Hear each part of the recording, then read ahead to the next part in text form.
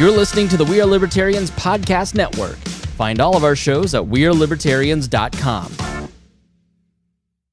Ryan Reynolds here from Mint Mobile with a message for everyone paying big wireless way too much. Please, for the love of everything good in this world, stop. With Mint, you can get premium wireless for just $15 a month. Of course, if you enjoy overpaying, no judgments, but that's weird. Okay, one judgment.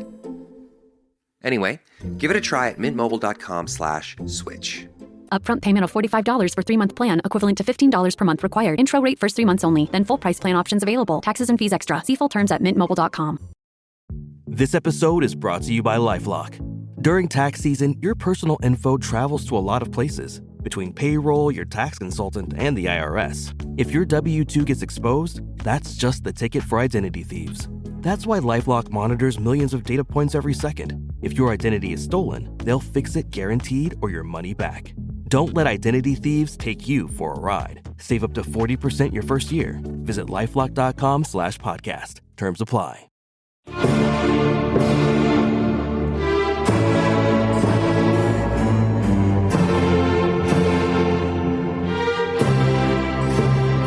You're listening to Saturday Night on the Circle on 93 WIBC. Welcome back, listeners. This is Saturday Night on the Circle. I've got quite an exciting show planned. Of course, the news of the week every single day has been the complete debacle, the disaster, the collapse of Afghanistan. That's what we're going to be diving into for our first topic. Later in the hour, well, next segment, as a matter of fact, I'm going to have Laura Guy and Evan McMahon from the Indiana Property Rights Alliance. We're going to be discussing the ongoing battle against the unconstitutional eviction moratorium. And then finally, we're going to have Nigel Laskowski in from the Hammer and Nigel show discussing unruly behavior from Franklin Township in Tennessee, and then how that, kind of ties into the community conversation with Carmel Clay Schools shutting down community input over unruly behavior. And yes, we have every right to advocate for our issues passionately, but also peaceably. Anyway, resetting the conversation. Again, thanks, folks. This is Saturday Night on the Circle. I'm your host, Ethan Hatcher. Let's talk Afghanistan. And to do so, I'm bringing in the inimitable, the talented Chris Spangle from the Chris Spangle Show and We Are Libertarians Podcasting Network. Chris, I always appreciate your insight, especially from the third-party libertarian perspective. And boy, howdy, is this a big flustercuck on the part of the Biden administration. I don't think, putting it mildly, they could have done worse if they planned it. You know what I mean? Yeah, you really see there was a moment where Trump realized that the cult he had behind him, basically, where when he said he could shoot somebody in the middle of 53rd Street and people would be okay with it, and that sort of was borne out over the course of his presidency. The exact opposite applies to Joe Biden. Like, nobody is defending him. He, in his own defense of himself, was like, the buck stops here, except for all of these other people who are to blame. I mean, it was really, I was very pro-war. I was a college Republican in 2004. In 2003, WIBC and Greg Garrison helped me put on a Support the Troops rally there right outside of your building. I was very passionately pro going to Afghanistan and Iraq.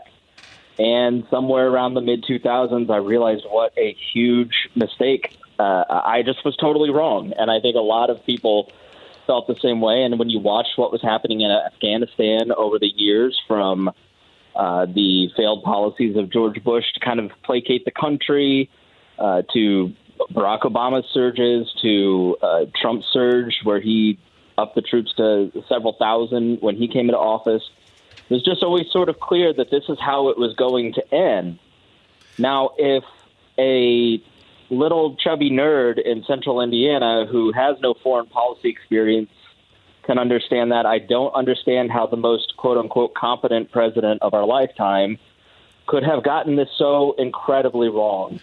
It's truly astounding. I mean, leaving was the absolute right decision. The way that they left was so haphazard. It's clear to me that Joe Biden just didn't care about the 15,000 American citizens in Afghanistan the lives of the translators and the allies that could have become, American citizens for their service to us. He just left them for dead, and he's leaving for dead. We could see a refugee crisis of up to 1.2 million people, as it's been estimated. I mean, this is not to mention the billions of dollars of equipment that we have left in the hands of the very enemy that we've been fighting for 20 years, who have now aligned with China and Russia. Yeah. And so they'll get the specs for all of our equipment. I mean, why didn't you scuttle it? Why didn't you just burn it? They're talking about that today. They're scrambling last minute for this stuff, and it's like I honestly don't know. I mean, right. The typical Republican line is that he's not in charge, and he's sort of clueless Joe wandering around the West Wing. And man, there must be some truth to that if this with this poorly. Well, there's this sort of clueless celebration of the collapse on the part of the Republicans that I don't fully understand, because simultaneously there's a more militant wing who is acknowledging the futility of the campaign in Afghanistan and then suggesting that the way to give it meaning is to continue to sacrifice more American resources and lives to continue the war and fight in Afghanistan. No. I don't think that what happened was inevitable to a certain degree. More specifically, I don't think the way it happened was inevitable, and I like that the way that you phrased that. The withdrawal, I think, almost universally, except for some very far, right militant factions who support a continuous ongoing war. For the most part, most Americans are on the same page that the withdrawal needed to happen. It's just this complete lack of insight on how to accomplish it, and seemingly absolutely no planning. I think part of the reason why we've been there for 20 years is sort of this inevitability, which you alluded to, in that they knew that it was going to be complicated and come at a high political cost, which no president before wanted to do. That's why Obama punted the issue. That's why Trump, even after campaigning on it, punted the issue, because he wouldn't be able to sustain the political cost potentially that was associated with a big debacle and failure of foreign policy on that scale. And now I think Joe Biden is fully realizing that, because there wasn't any planning. I mean, seriously,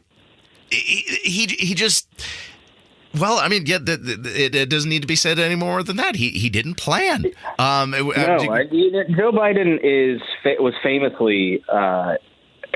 Joe Biden was head of the Foreign Relations Committee and the Senate the Committee for Foreign Relations in 2002, I believe it was. So he again, famously or infamously, barely held any hearings about the AUMF for Afghanistan, which was widely supported, including by people like Ron Paul. Only Barbara Lee voted against it. It was 98-0 and like 420-1 in the House for going to war in Afghanistan. There's almost nobody in that time period that didn't think that doing some sort of retaliatory action in Afghanistan was necessary. And the Bush administration rightly sent a bunch of F-16s over, and within a week had basically killed enough Taliban that you could have fit them on a couple school buses. And then the hunt for bin Laden was on. But instead of following through on that, they curiously or weirdly stopped hunting for bin Laden and went to take Kabul away from the Taliban. The Taliban are not Al-Qaeda. And we're us libertarians are slowly trying to teach our new non-interventionist brethren in the conservative movement of this.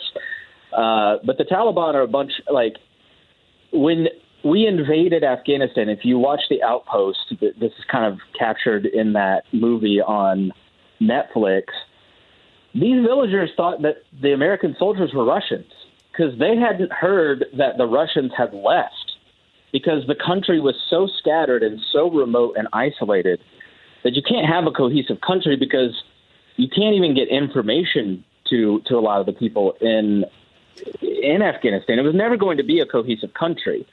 So the idea that you were going to build a nation from the Bush administration on was insane. And then you watch Obama's war on PBS, Frontline, and you see the futility of it. There's this great scene from this 2009 documentary where General Flynn, the guy that thinks that Hillary Clinton's eating babies, is we just need to win the hearts and minds of the locals.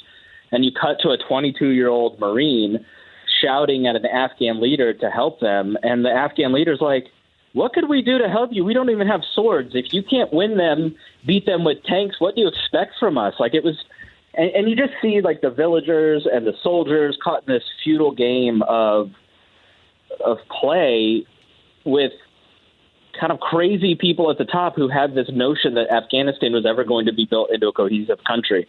The Adam's apple, basically, Eve's apple here, the fruit of the poisonous tree, was that moment when Bush decided to not pull up stakes. We got al-Qaeda, we neutralized them, and instead decided to nation build. And Obama doubled down on that, set a withdrawal date. We officially ended in 2014, but we've had an active force.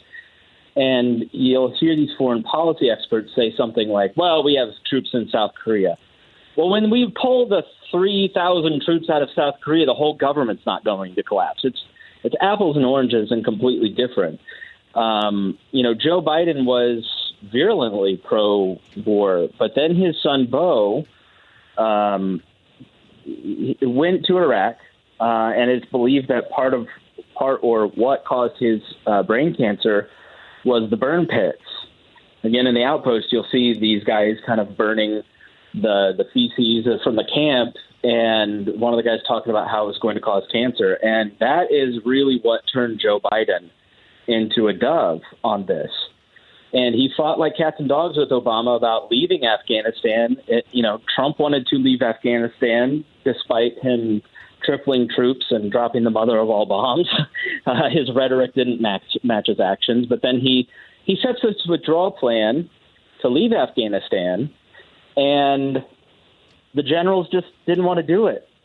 And so they didn't. They didn't plan. They said, well, when Joe Biden gets in, it'll be different. And so nobody in the Pentagon planned and disobeyed the orders of the president. And then when Joe Biden said, no, I'm following through on it, we need to be ready, they didn't do that then either. So a lot of blame goes on here from all four administrations, the foreign policy establishment, these idiots at think tanks that are backed by Northrop and Grumman and Raytheon, and the people who have benefited the most from this war, the long 19-year war in Afghanistan, are the people who sell bombs, the people who sell tank equipment, the people who sell arms. It's been a complete bungling and embarrassment through all four administrations. They've been entirely wrong on their strategy, and many of these same people are making decisions on things like COVID. So that's why a lot of us are really skeptical about anything the government when they say they're going to save us and send us all checks and stop a virus. I remember Afghanistan. I remember Iraq. I've been alive through all of this and remember how wrong they all got it. And we're not surprised to see it kind of trickle over into that other stuff as well. And this has now come at an enormous cost of civil liberties in that side of the world, and more importantly, the toll of human life, civilian life, the peoples who aided Americans in the past 19, 20 years of intransigence over there. So, yeah, it's an enormous tragedy, and it cannot in any way be overstated. I imagine we're going to be retrospectively delving through this for, at least a decade on how when China sends out a note to Taiwan and says, hey, Taiwan, did you see that? They don't have your back. The ripples of this are not, people compare it to Saigon. Like in Saigon, there was a code that came out over the radio, and everybody who was listening to the radio knew that was the secret signal to leave, because that's how organized things were in Saigon when it about fell. The ripples of this level of incompetence in a world where we have a strategic, serious foe in China, this cannot be understated. I mean, this is just a tragedy on many levels that breeds more tragedy. I think you said it well. Chris Spangle from the Chris Spangle Show and We Are Libertarians Podcasting Network. Thanks for coming in. I always appreciate your insight, and I think you helped break down that issue pretty well in a short 14-minute conversation. I mean, there's so much to talk about in 20 years. There's no way to cover it in just one segment. Yeah. Thank you. Yeah, we'll be covering it this weekend on the Chris Spangle Show, so please tune in on podcast. Absolutely. And stay tuned to Saturday Night on The Circle on 93 WIBC.